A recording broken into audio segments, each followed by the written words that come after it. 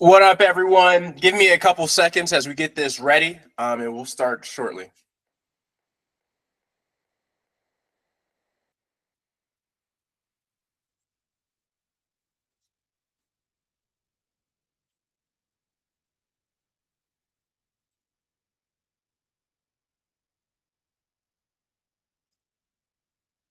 This is a big show today. I'm excited, very excited.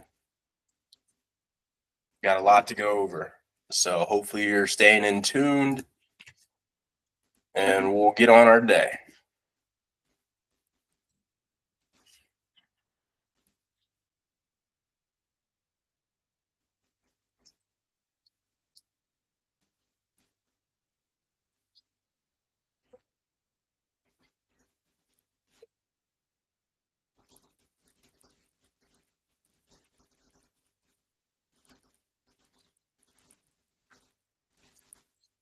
Got a new laptop, new equipment. We are rocking and rolling.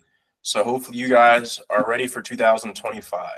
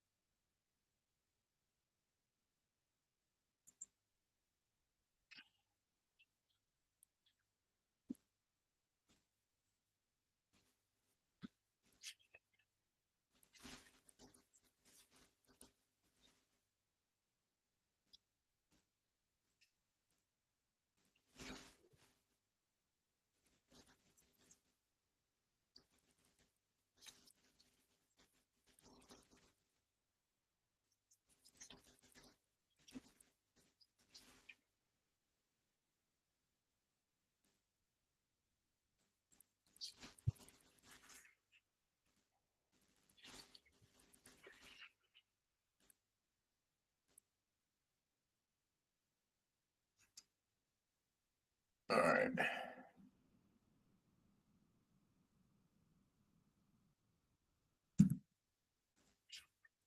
Almost there.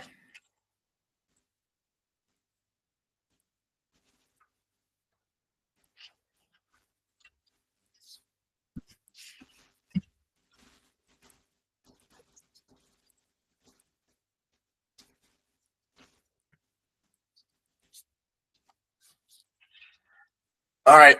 I think we're good to go. One last sound check, and we'll get this show on the road. Let's go.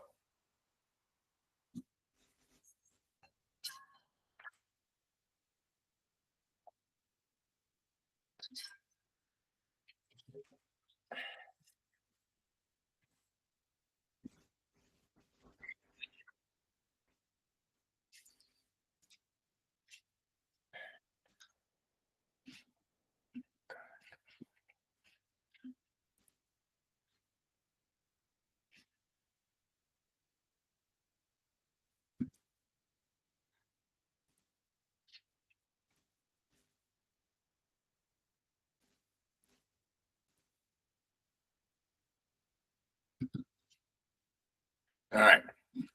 What's up, everybody? Art Turner, Data Productions Media. Dreams are tangible aspirations where we scheme our dreams into existence. Welcome to 2025. The years are going along.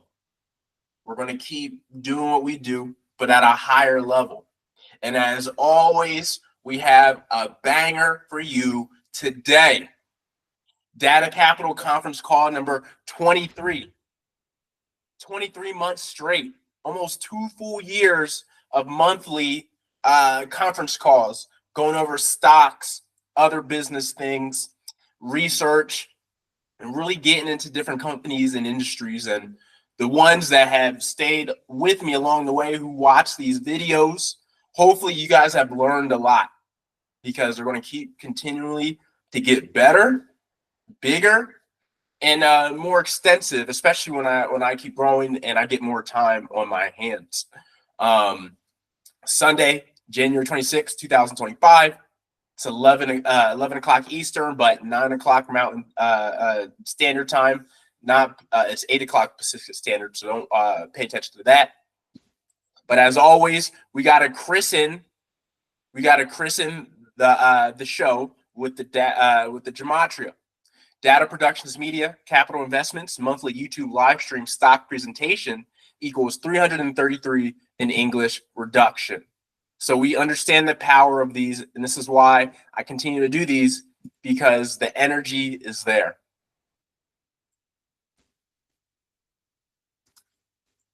All right, and then disclaimer, as always, I'm not a financial advisor. All investing and trading risks you're taking on your own. These conference calls are for education and entertainment purposes only. Any information discussed to be used is at the discretion of the individual, not Data Productions Media, Capital Investments. Data Productions Media, Capital Investments has zero liability in any outcomes from anyone using this information discussed in the conference calls. It's just a disclaimer. I always got to do these.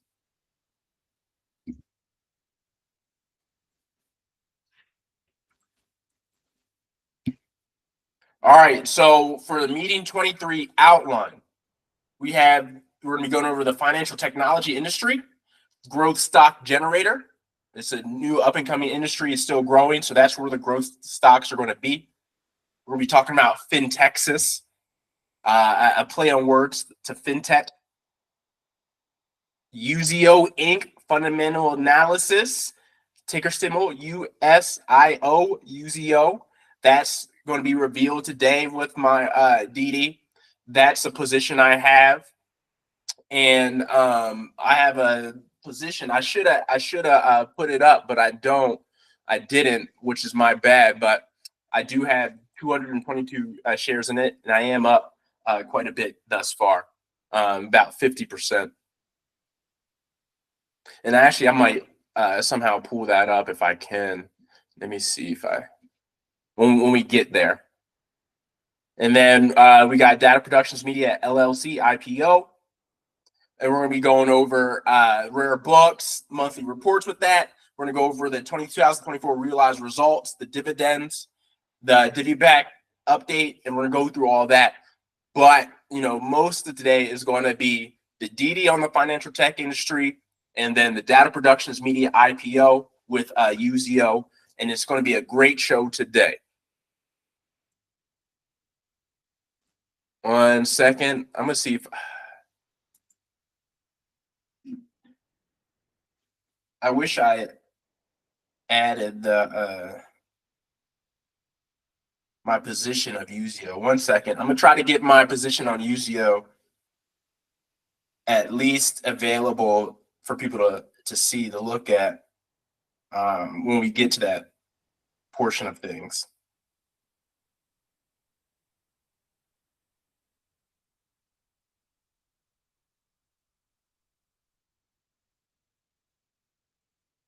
One second.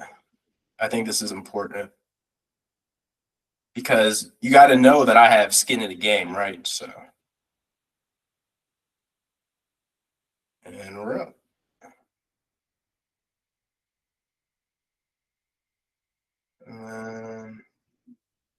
Yes, the power of Mac, you'll be able to do this pretty easily.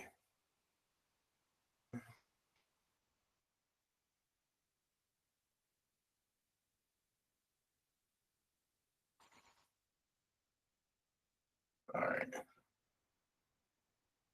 I have that up.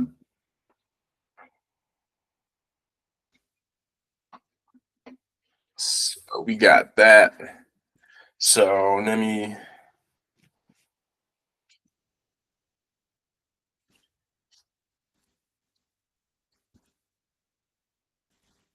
All right.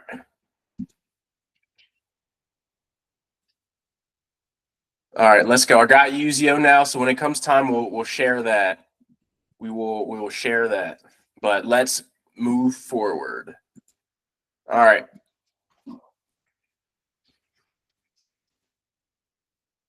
Let's move forward. All right. So hopefully you guys are all ready for financial technology industry growth stock generator. All right. This is big. This is huge. This is huge. So financial technology industry growth stock generator. The financial technology fintech industry is the use of digital technologies to provide financial services and products. Fintech has changed how people manage their finances and send and receive money, replacing traditional methods. Online banking, mobile payment apps, digital banking, and neobanks, lending, credit platforms, investment and wealth management, blockchain, current cryptocurrency, personal finance, and budgeting are all different segments, business models within the financial technology industry. A long form one that's been around for 30, 40 years is credit cards. That was a major financial tech instrument when it first came out back in the day. So when you think about what financial tech is, you can start with like credit cards to all the way up to online banking, mobile payment apps to where we're at now. Credit cards to Venmo. Essentially, there's a lot of things in between. Large growing industry. That's why we want to get into it, and that's why SoFi was such a big winner for us, and it's still a big winner for us. We got into that 2 years ago, but now I feel like the industry is now gaining even more steam with them getting better, Robinhood getting better, and there's a lot of companies out there that aren't known yet. According to Custom Market Insights, CMI, the fintech technologies market size was estimated at 215.3 billion in 2022. And is expected to hit 751 billion by 2032. Poised to grow at a compound annual growth rate, a CAGR of 18.5% from 2023 to 2032. So that's high growth. That's a lot of growth. And that's important because when you're looking for growth stocks to get in, you want to make sure there's enough opportunity and enough force and enough fire within that industry to raise stock prices, right? You can still make money in mature industries, but that's not necessarily growth stock potential. We're looking for those capital gains. And so for some gematria, we have some major gematria. For some gematria, we have financial technology companies building money distribution infrastructures equals 333 in English reduction. One more time. Financial technology companies building money distribution infrastructures equals 333 English reduction. Hey, how you doing, Frantisek? How you doing? Hello. Happy to have you on the stream. Happy to have you on the stream. We're just going through financial technology right now. If anybody wants to join the actual conference call, let me add this on for you right here. Here is, if anybody wants to actually join into the conference call, here is the link. You guys are more than welcome to hop in if you want to even talk with me. That's also an option. But moving forward with the gematria, the fintech companies will profit, and fintech without an H, but it's okay. You can maneuver it a little bit. It still says fintech. Fintech without an H, moving airy and fluid money. So these are the two phrases for the gematria. We have the fintech companies will profit. Fintech moving airy and fluid money. They both equal 333 English ordinal, 153 in reduction, and 153 in reverse reduction. If you've been following this channel, those numbers right there, 333 and 153 combined, very powerful. It goes back to triangulation. It goes back to the fish in Christianity. I have other previous videos on that in the past if you want to learn more about that type of numerology. But for people who've been around, we want to see that when it comes to analyzing stocks. ACH payment stock, hidden value play, equals 333 English ordinal. And so ACH payment, a lot of people know what it is. It's like checking account payments and stuff like that, through your banks and stuff. And there's a lot of companies that are speeding up that process, because if you do an ACH, sometimes it still does take 2 to 3 business days to get to you. And with some companies, and the company we're going to be talking about a little bit later, speeds up the process. And so when you're looking at companies like that, think of like PayPal and such. That PayPal is a big fintech when in the payment space, right? In the financial payment space. Payments becoming fluid like H2O, and ACH payments in the age of Aquarius, which we're in with Pluto, equals 133 in reduction. As you know, with the parent rule, we can just cast off that 1, and now we have 33. Big investment number.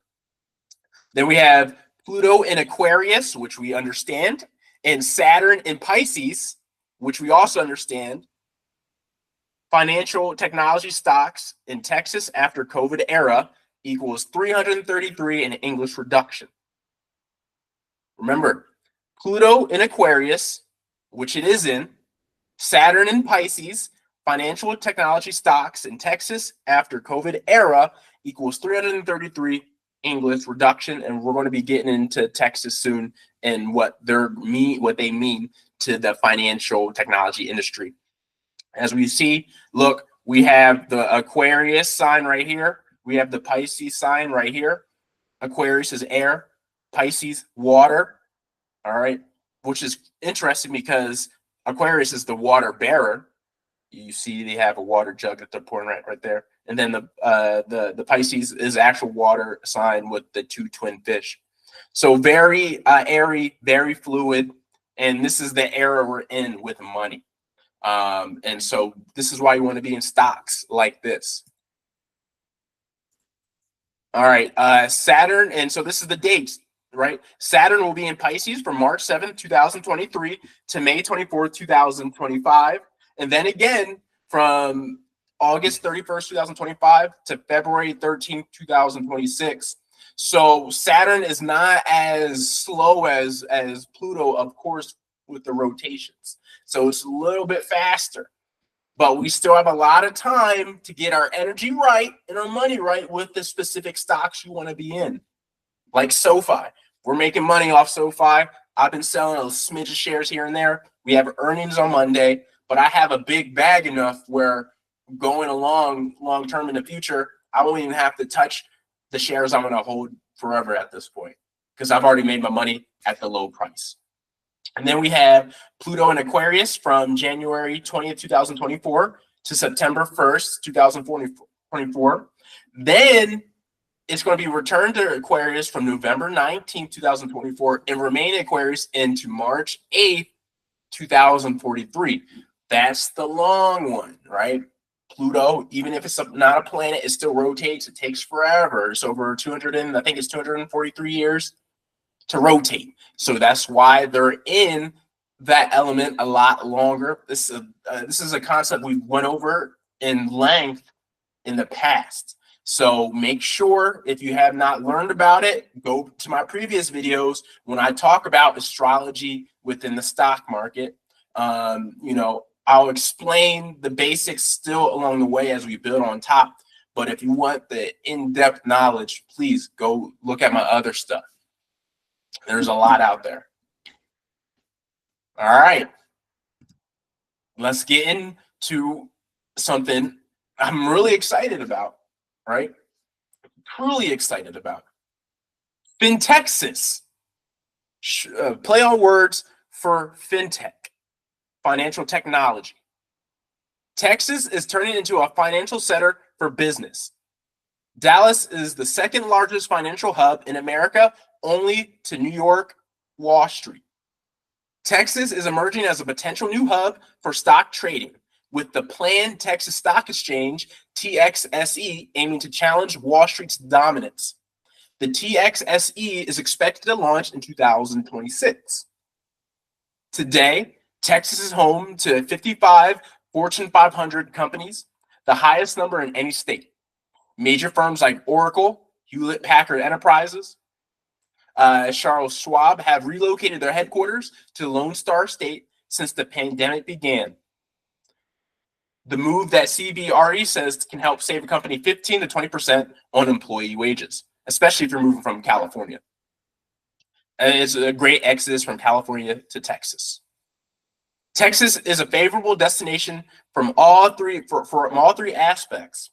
In comparison, California has high tax rates, high housing costs, and strict regulations for businesses that have made it challenging to live and do business in the area. The three big cities in Texas is Dallas, Houston, and Austin. There's a couple other mid-level cities, but those are the big three right there. Dallas, Houston, and Austin. And the Texas economy grew at a rate of 4.2% in Q3 2024, growing faster than the nation as a whole. Think about that. Texas grew faster than America in 2024. So we're talking about growth tech, growth stocks, financial technology that's growing in Texas. And Texas is still growing. I mean, Texas is a huge economy. It's probably close, and yeah, it's in the trillions. So growing at a 4.2% rate at that growth is actually pretty solid, So that's good to see. And the Texas economy is the 8th largest when compared to nations of the world and is now valued at $2.6 trillion based on GDP in 2023, up from $2.4 trillion in 2022. So Texas, big state. Everything's big in Texas. Financial tech's going out there. Tesla's coming out there.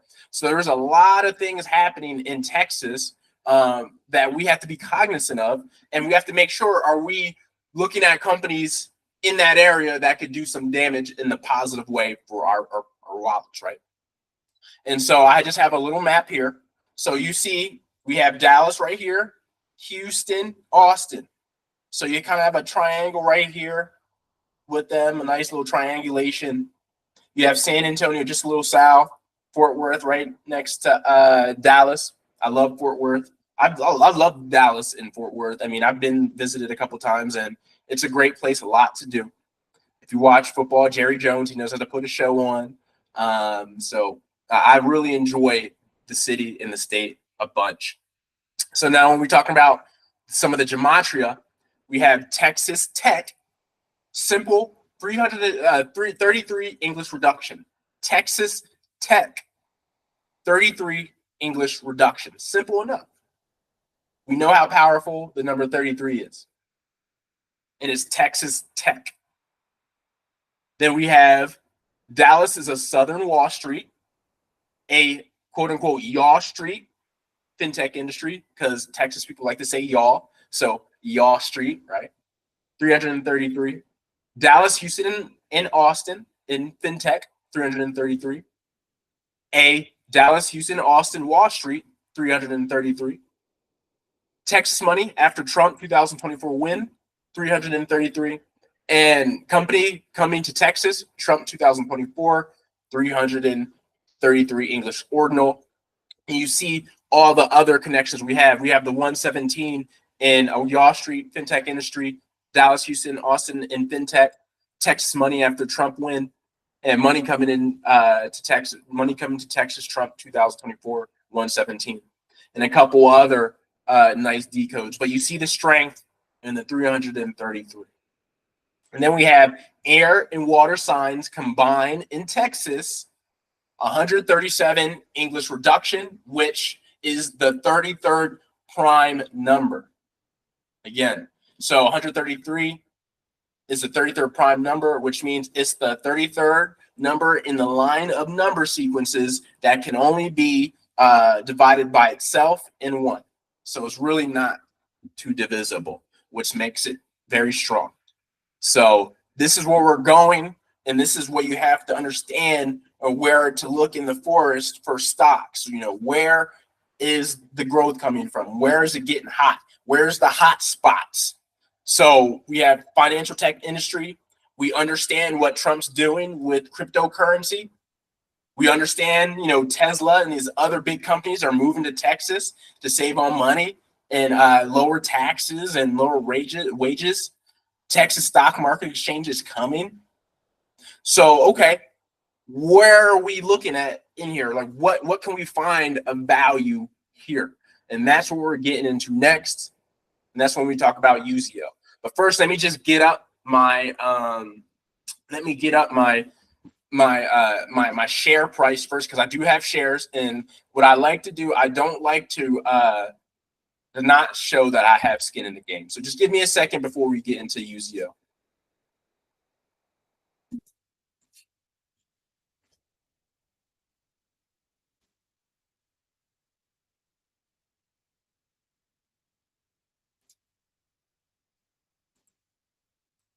We're getting to Usio. 1 second. Give me a second.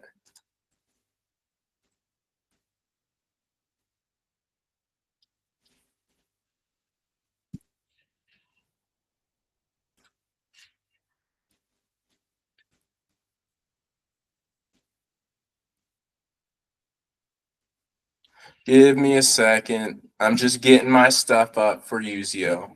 This is a live stream. You know, this is casual. I mean, we're making good time thus far.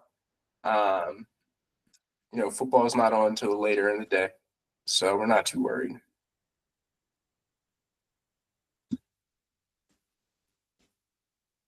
All right. And then let me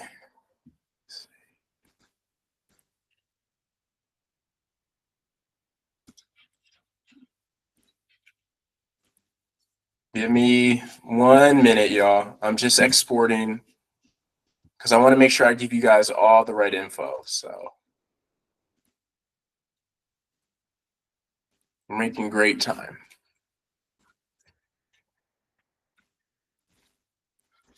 I'm making great time.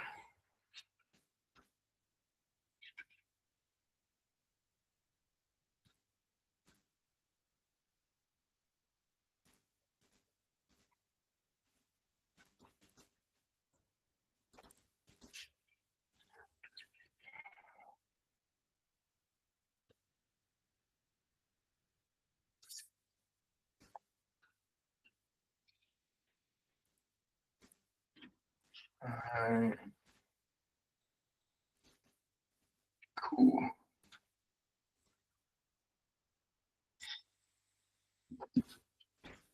Pulling up the new slides. 1 second.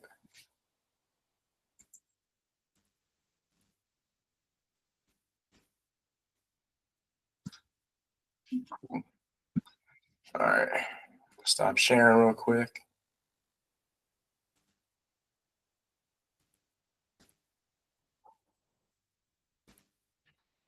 All right. 1 second. Just sound check before we go into the next step. Just a quick sound check. Just a quick sound check.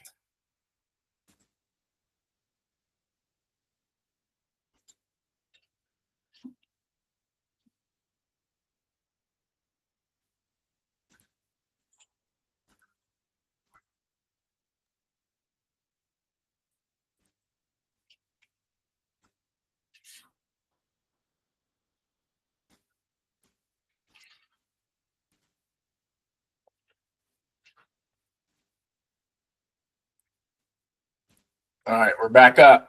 We are back up.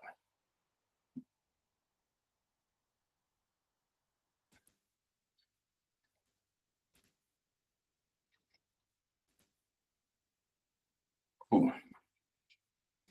Everybody see everything? Okay, cool.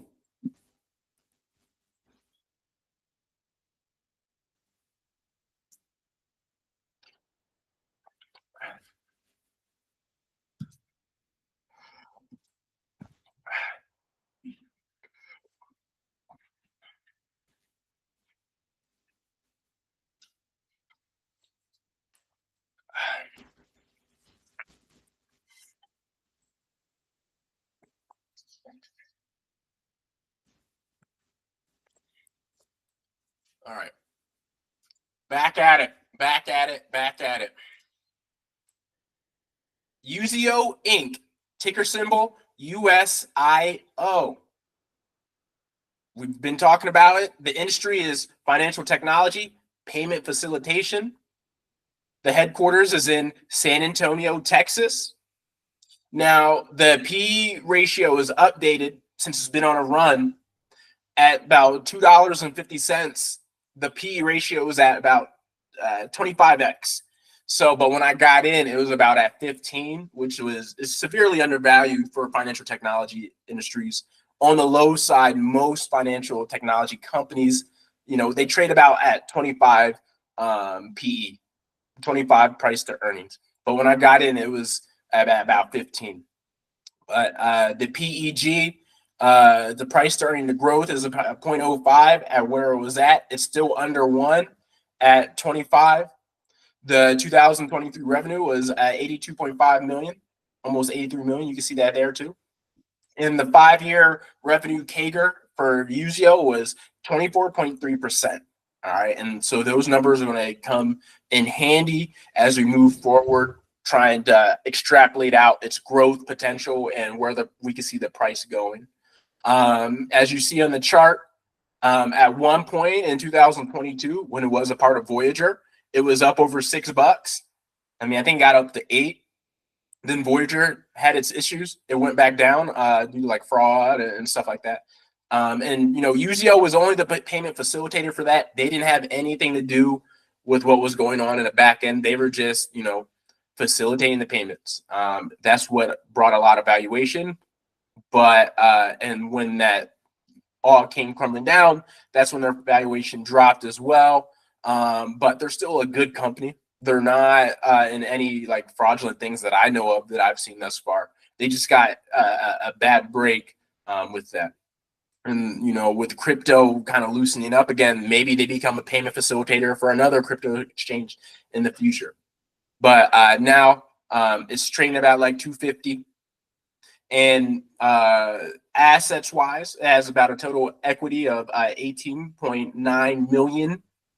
And even though it's a financial technology company and book values don't matter a whole lot with financial tech companies in general, because you're looking at the revenues, they don't have a whole lot of physical, tangible assets on hand anyway.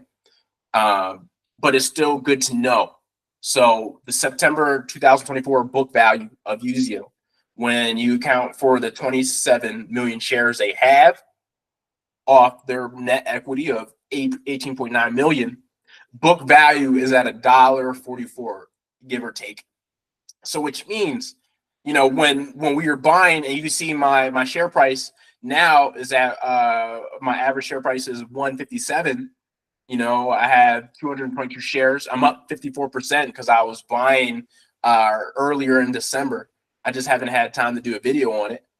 But you know, I'm gonna continue to add, and I've added at 250, and I will continue to add at 250. But if it gets lower, I'll be even more confident in adding. Because as a financial technology company, to get this close to book value with a good company and a growing company, I mean, that's the golden goose right there. I did that with SoFi. I was buying SoFi $7, $6, $5, $4. I called it out at like $5, $4. I had people in my community that bought SoFi at $5, $4, and that was close. That was as close to book value as possible. So, you know, for $1 off book value of Usio, that's a good sign.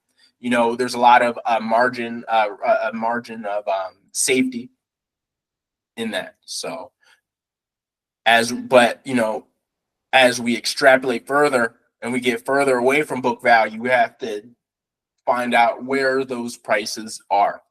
And so I projected out some different CAGRs, revenue projections, just to get a baseline of what is possible, right?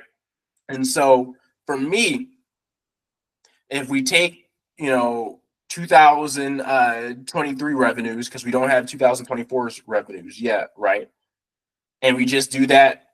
So the price should be about like $3.05. If you just do, revenue divided by, you do the shares divided by their revenue, right? It's going to be $3.05.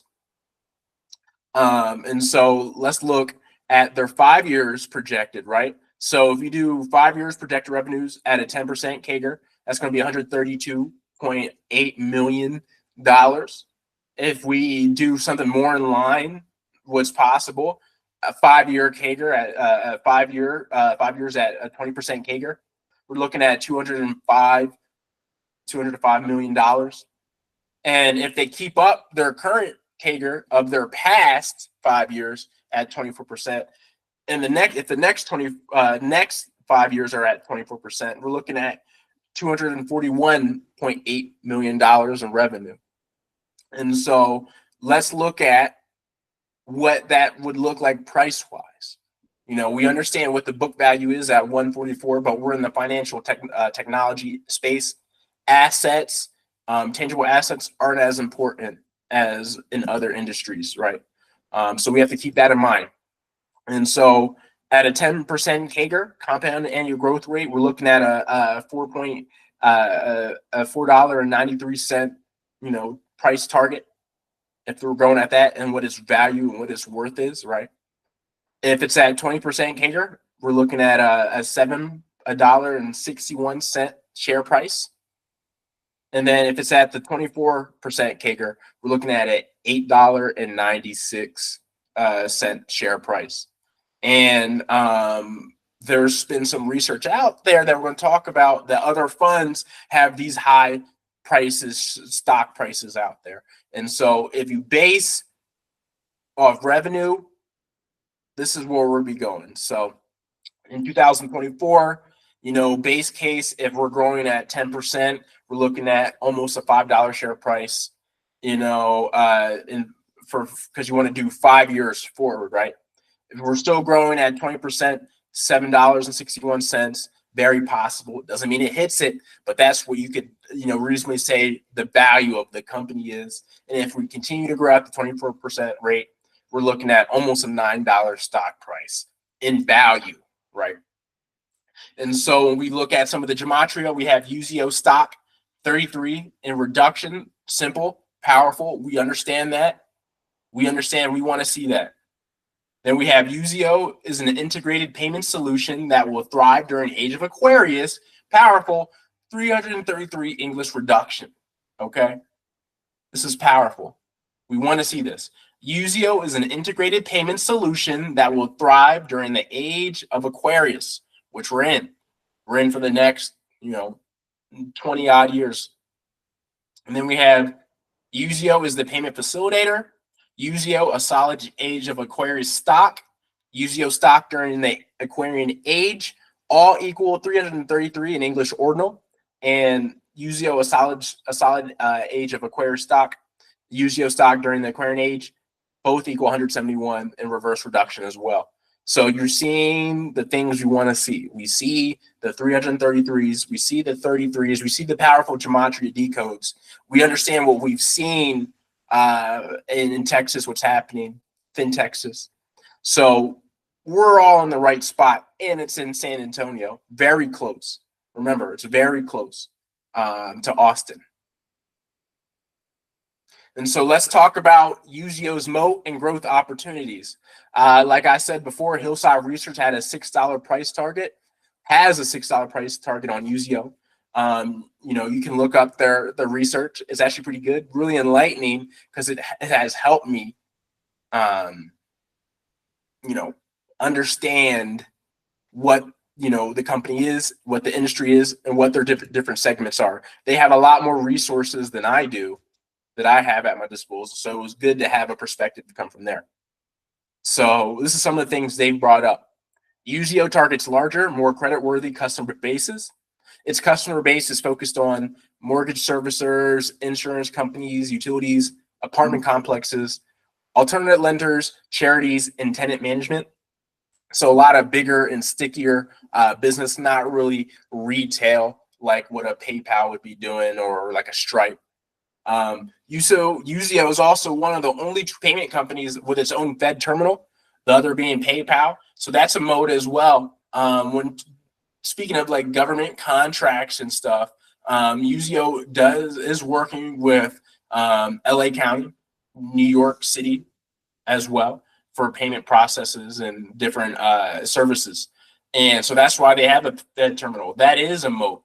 And the government really doesn't move that fast. So it's not like they're just going to be adding payment facilitators all willy-nilly. So they have PayPal on there, which is more retail than anything, but now they have Usio, which might push out PayPal with their customer bases that they focus on. because that's how they're going to be servicing their customers on what they're good at. Its customer base primarily consists of the following: nonprofit, government agencies, corporations to issue expense payments, healthcare, gift cards, corporate incentives. So it's a lot of big boy stuff. And Stripe is another competitor, but 34% of their business is computer software and retail companies. So it's added together as computer software and retail companies. They don't really, Usio really doesn't focus on that. That's Stripe. And I think we could be a big player. Like if there's two players in space, they can handle that side, we can handle this side. And nonprofits, 12% of Stripe, 9% health organizations, only makes up 21% of their businesses. So I mean, it's not a huge focus, right? And I want to bring up the approximate driving distances from Dallas, Houston, and Austin from San Antonio. Why I bring this up? It's important because Louis Koch, who's the CEO of Usio, you would think since it's still a small company, he's still going to be moving and shaking, get into the places where it's all happening at, right? So it's a 4-hour, 15-minute drive to Dallas. It's a 3-hour drive to Houston, and it's only an hour and 15-minute drive to Austin. And I think Tesla is moving to Austin or is already in Austin. So if we could have like a Tesla connection, it's only an hour drive to there. If Louis is really moving and shaking, we can make something happen in this Texas boom. Now, in regards to gematria, let's go over some of the gematria we have. Usio, like mini PayPal post-COVID, 133 reduction. Usio is fintech growth company and not just certification. Usio Inc. stock, both equal 137 in reduction. And Usio is fintech growth company, 133 reverse reduction. Louis Koch, CEO, Louis Koch, CEO, Usio stock fintech, and Usio ACH payments, age of acquirers, they both equal 330 in English ordinal. And then we have Stripe competes with Usio Inc. and Usio Inc. PayPal Galileo fintech mix equals 333 English ordinal, and Usio Inc. PayPal Galileo fintech mix equals 333 English ordinal and 153 in reduction. So that's powerful there. It's really a mix between PayPal and Galileo. Galileo focuses a lot on big institutions, banks and stuff to handle their money. It's a payment facilitator essentially for money on that big scale. And PayPal is more retail, consumer, online consumer base, right? And so Usio is kind of in the mix of those, in the middle. Then we have Usio is getting payment facilitator client. Then we have Usio is getting payment facilitator clients that Stripe or Galileo do not care for, equals 333 in English reduction. So that is a part of the moat. We are building a client base that others aren't really looking at. So one, that's going to be stickier for us and easier to onboard people of the same ilk, of the same business, right? So if we're going for more higher credit-worthy businesses, mortgage servicers, insurance companies, and stuff like that, and Stripe and PayPal are going for the larger consumer bases in retail and online sales and stuff, that's great for them, and that's great for us because that gives us a lane, and that can keep carving that out. And the more people and the more companies we have like that before PayPal and Stripe even think about getting on that side, and Galileo, we already have a strong advantage. And then we have Usio and Singular Payback. And what payment facilitation, that's the big growth factor people keep talking about. Payback from Singular equals 217 in English ordinal. And that is very interesting because Usio bought Singular Payback in 2017. You cast the 0 off, you have 217, right? So that's very good. This is what I have on Usio. I have 222 shares right now, like I brought up earlier. up 54%. I am continuing to add because I'm looking at these projections and I'm seeing, okay, well, the price to earnings to growth ratio, well under one. And then we have, the KGARs and stuff like that. They've been growing at 24% the last 5 years revenue. And so I did the projections there, and I'm liking what I see. I think we're still heavily undervalued, even under $3. So would I like more shares under $2? Yes. And will I buy if it gets under $2? Yes. But will I wait for $2 to buy? No. Am I trying to buy a lot more shares before it gets over 3? Yes. So these are the things to keep in mind. And will I buy shares above $3? We'll see. We'll see what the earnings report comes out in March. So these are the things to keep in mind. And this is what I have on Usio. So if you like this, company, if you're interested in this company, if you want to learn more, make sure you subscribe my my stock channel, D.A.T.A Capital Investments with Gematria Stocks with D.A.T.A Capital Investments, and you can get this clip cut up and such in the next couple of days. But that's all I have on Usio, and we'll be adding and keeping tabs on this moving in the future. 1 second, we'll get into the Data Productions Media IPO. Just give me a quick second to get some water and stuff.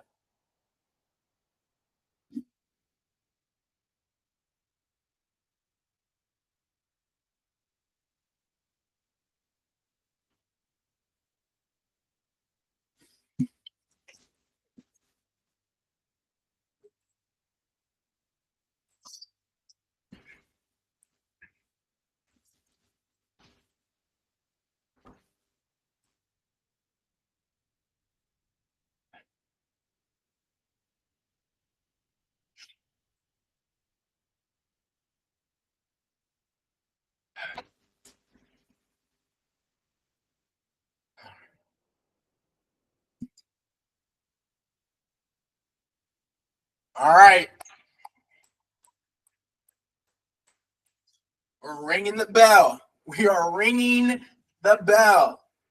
Ding, ding, ding, ding, ding. Data Productions Media IPO.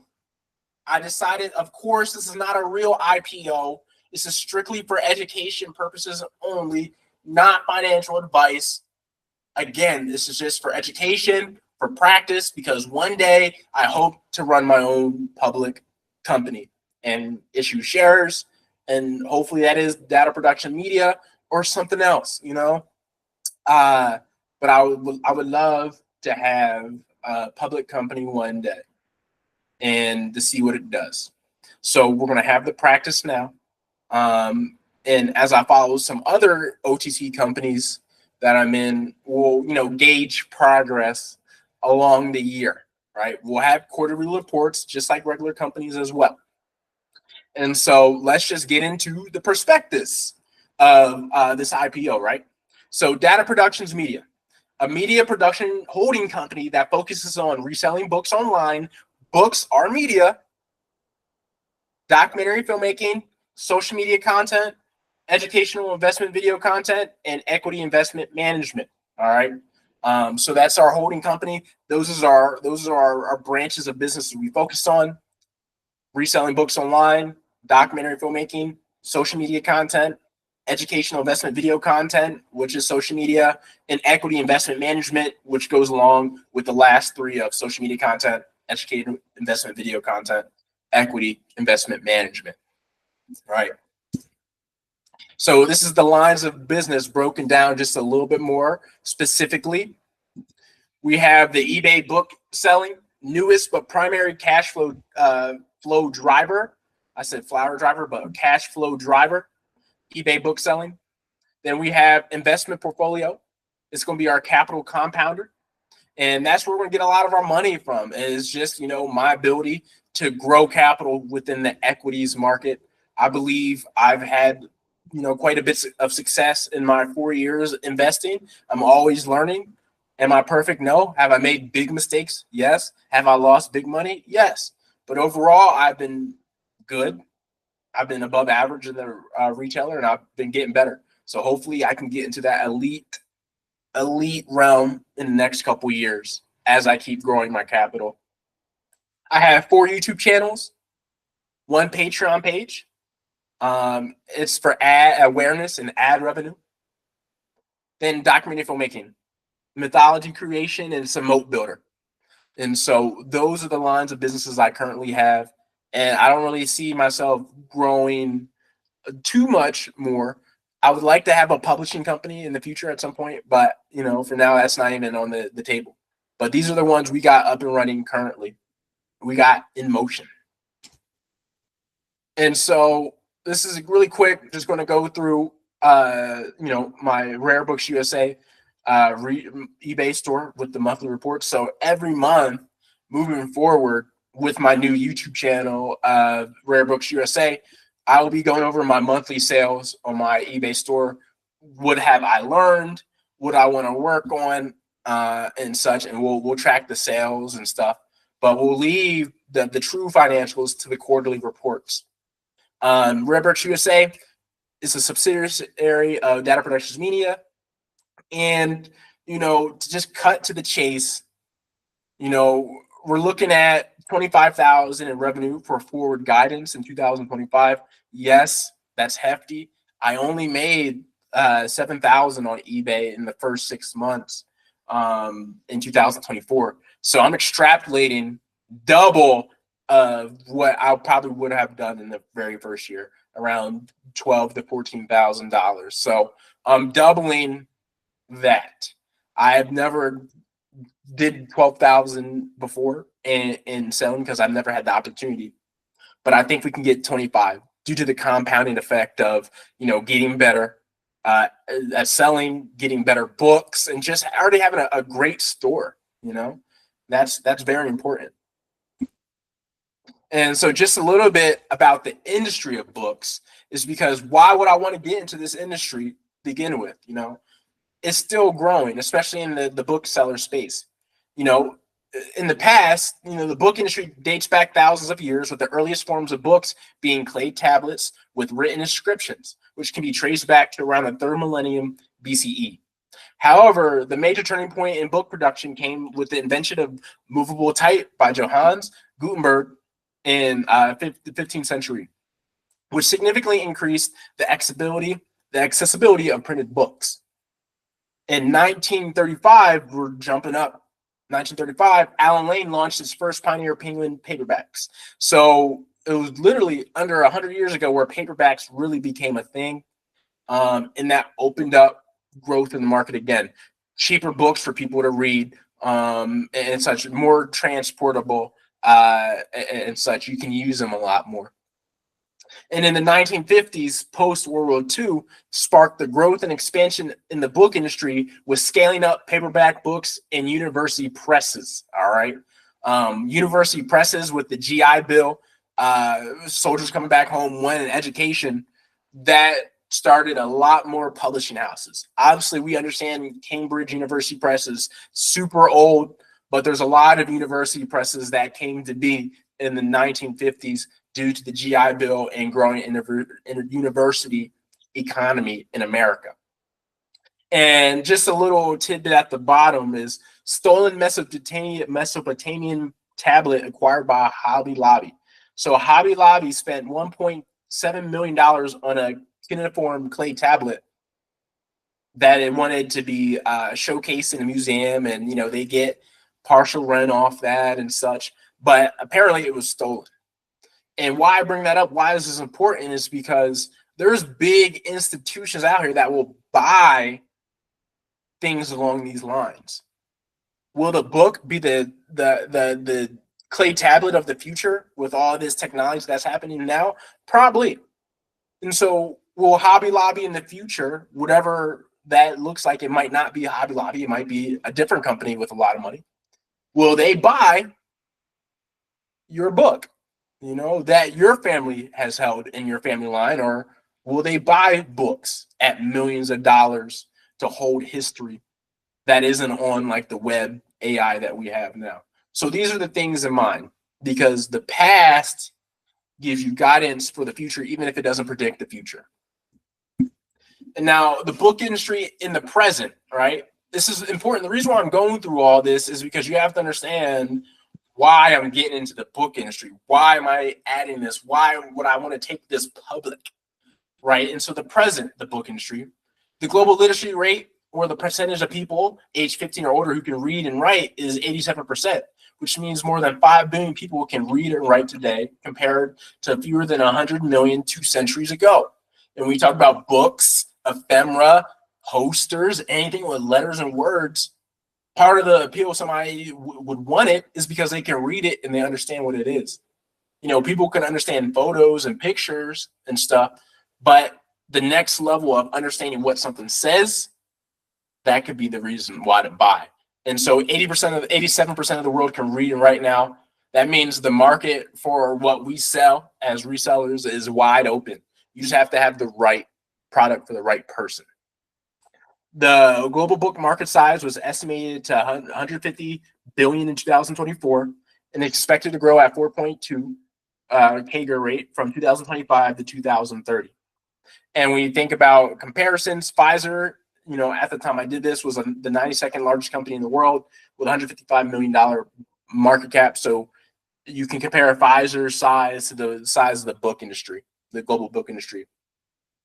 Rising consumer spending on books, driven by increases in income, growing expense in reading, interest in reading, along with innovations in format that enhance the reading experience, are key factors fueling the market growth. The market is largely dominated by academic publishers, while non-academic and trade publishing holds a relatively small share. Academic publishers have a close symbiotic relationship with the educational system, primarily serving schools, colleges, universities, research institutions that focus on technical and medical and professional education. So yeah, like the education industry, institutional industry within the books, you know, is huge. They're the big buyers and such. And for people who don't know what compound annual growth rate is, it's an accurate way to calculate and determine returns on investments, portfolios, or anything that can rise and fall in value over time. So what's a good CAGR? For companies with large capitalizations, you know, 5 to 12% is good. For small to mid-sized companies, 15 to 30% is good. Startup companies, on the other hand, should have a CAGR from 100 to 500% if you're really small, right? So for my business, at least my book selling business, that's why I need to see that, right? That's why, you know, if I extrapolate it out about 12,000 in 1 year, that's why I want to see that 100% increase in my revenue in 2025. And the book industry, the future.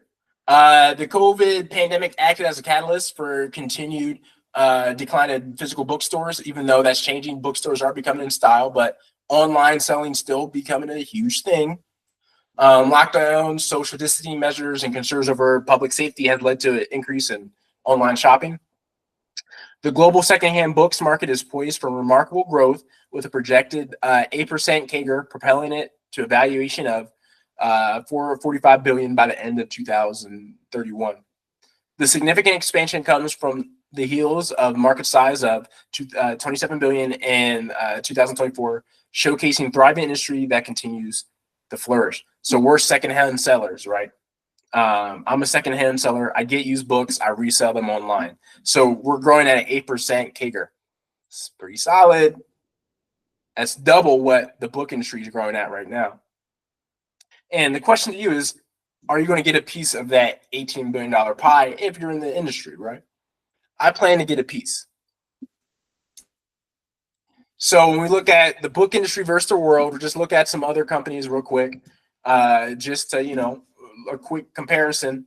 We know 150 billion market size, CAGR at 4.2. So, and also secondhand book industry, we've got 27 billion with a CAGR of 8%.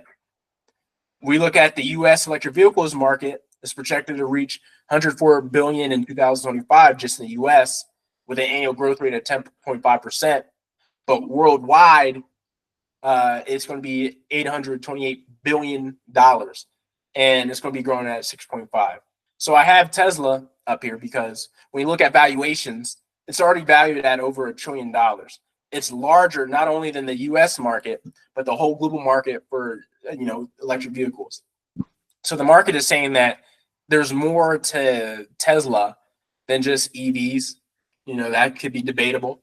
I could make an argument to say that it is more, but should it be viewed as more? I think that's my argument.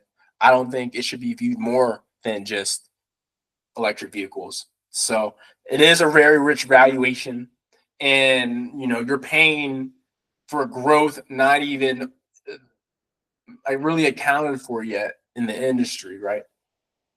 But hey, Tesla, if you had $100 in Tesla stock at the market close at the end of the day in 2010, that $100 would now be worth 30,000. And then another one, tobacco products worldwide, 988 billion in 2025. It's growing at a 2.5 CAGR rate. So it's a declining industry. It's not really growing that fast at all. It might get to $1 trillion in 2026, but the interesting thing about the tobacco industry is, even though it's had so many things work against it, of course, in a declining industry, you had Philip Morris, which is, hands down the best American stock in history. Investing in $1 in 2025 in the Ultra Group, formerly Philip Morris, turned into $2.65 million in 100 years. That's what you call a compound. So regardless if you smoke or not, I don't smoke cigarettes. I don't invest in tobacco stocks, but they serve as a good example that you can make money in declining industries too, just like you can make money in growth industries. And so the book industry, though it's not a super grower, there are segments of the industry that are growing heftily. And so that's why I think we have an opportunity at Data Productions Media to do something with it, because a lot of the institutional people are getting by the wayside because there's not really much money into it anymore. And we're not doing a book reading today, but this is what we'll be reading as we go along on my new channel, Rare Books USA. We'll be looking at economic surveys of the book industry. We'll be learning about what makes the book industry tick. Obviously, there's been changes since this came out in like the 1960s and 1930s. But there's a lot of things that haven't changed, and that's the things that are just principles. So we'll be going over that. And so let's look at the DATAP consolidated balance sheet 2024. The total assets we had at the end of the year was $12,460.87. We also had a dividend portfolio that includes the dividend portfolio at $2,600. That has the $5,000 of cash on hand. That also has the inventory of books as assets on hand, which all go to $12,000 of total assets. And I total spent buying books in 2024, considering assets before they sell and then becoming an expense, is about $6,826.06. So almost $7,000 I spent in 2024 on books, and a little over half of that is still within my inventory. But I've sold quite a bit as well. So that's the consolidated balance sheet. So we're definitely asset heavy. We have assets. We have enough cash to run. Like, we're up and running now, so we're looking good there. It's now just getting those sales and finding the growth where we can. So we're looking at the income statement. Gross profit was $4,257.11. That's taking out all fees and stuff I made about $7,000 on eBay. But when you take out all the fees and expenses and labels and such, that's what it comes out. Then you look at the expenses. So give or take, my net income was about $92 in the green. Now, about full transparency, I forgot to put my mileage in there for the car, which is about $300. So, if we're counting hairs, I'm probably still a little bit in the negative on net income, but overall it's actually pretty even, which is nice. And I'll have better numbers at the end of 2025, because obviously it's tax season. So I've been getting my philosophy on how I want to do my accounting and books and how I want to expense things. And it's looking really good. So I'm really excited. Our expenses were $4,000 this year. We'll just get better. I mean, we'll get the margins better. There's not really too much to say here. The money is in the assets, right? My money's in the assets, and it's just my duty to make sure I can sell these books. It's my duty that I can continue to compound my money and continue to get those revenue streams from my social media outlets, right? So, you know, the income should come. So this is just a January 2025 snapshot of my YouTube. And so this is what we're talking about. This is why, even though it was a hefty guidance for me, $25,000 on eBay, this is why I feel like I have an opportunity if I keep doing what I need to do. So to end the year 2024, right, from December 1st to December 31st, which was the holiday season, Christmas, people wanting to get gifts and stuff. Like that was major, right? Like that's everybody. Like Q4 is a major year for, I mean, a major part of the year for book resellers, all of them. And you know, I doubled. Like my largest month before December was only about $1,000. And so I doubled that in the month of December at the hottest time. But now let's look at this. Through the first 26 days of January, and this is Sunday when you're seeing when this is live right now. So I still have all of Sunday and all of up to next Friday, the 31st of January. I'm very close to already matching what I did during the holiday season in December. That's what you call compounding as a business, you know, the rolling ball effect. And that's why I guided how I guided, because I knew I already had my inventory. I'm getting better at finding good inventory, getting better at pricing, and you know, expense management and all that stuff. So this is why, like, I feel the way I feel. This is why I feel like I should double what the extrapolation should technically be. And so right now, through the first month of 2025, we have $1,615 in sales, but net sales we have 1,067. And you take a couple more off. So we're looking at like, you know, 950, 900 that I'm actually taking home from this month, which is nice. I'm actually taking over $900 from a side gig a month. It's going to be a full-time one day though. And so that's the snapshot for the book reselling business and kind of the financials. And so this is the valuation, and this is what we're going to be IPOing off of, right?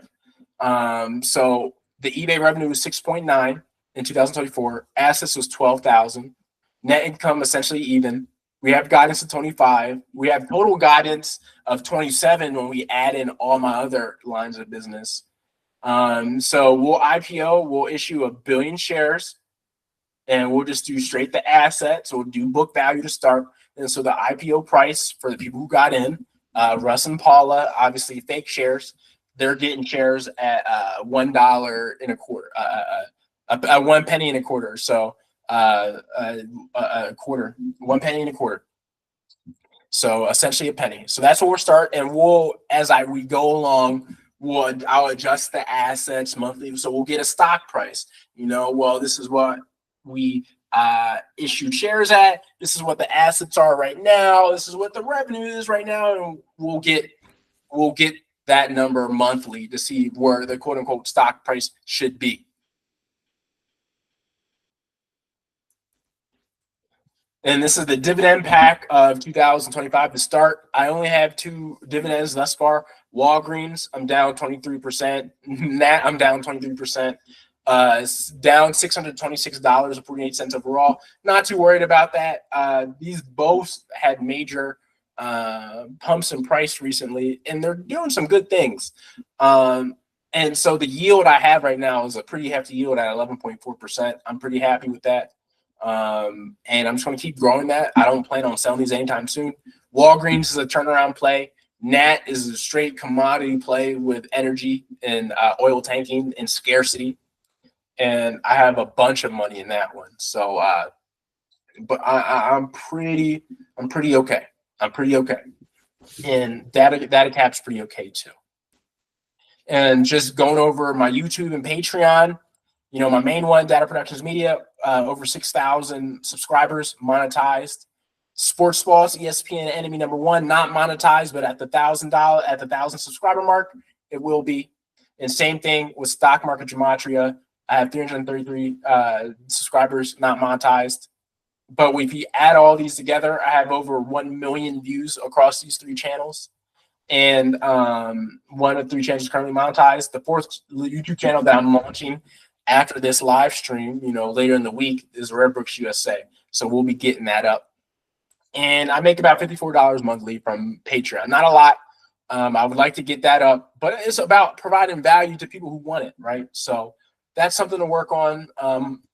But I'll probably get 2,000 out of the year with all things considered when you add in the documentary filmmaking as well, because I do get royalties from the Endless Season, which is my first official major film that I sold. I get royalties on that as well. This is my major YouTube documentary, Live the Dream. I get some, you know, ad revenue from it, but it's just awareness. And so that's essentially the IPO of Data Productions Media, DATAP. We will be tracking this monthly, at least the stock price and such, to keep it, you know, competitive with the other penny stocks out there that we're competing against. But, you know, hopefully you guys learned a lot. This is a long call. But I'm excited for the future. I mean, you can see already new equipment, you know, new keyboard, you know, new laptop, everything. Like we're growing as a business, and I'm excited to see where Data Productions Media is going to go. But you know, with that being said, everybody have a good Sunday. If you are a football watcher, go watch some good games today. And you know, I'll see you. I love you all, and I'll see you guys in the next video.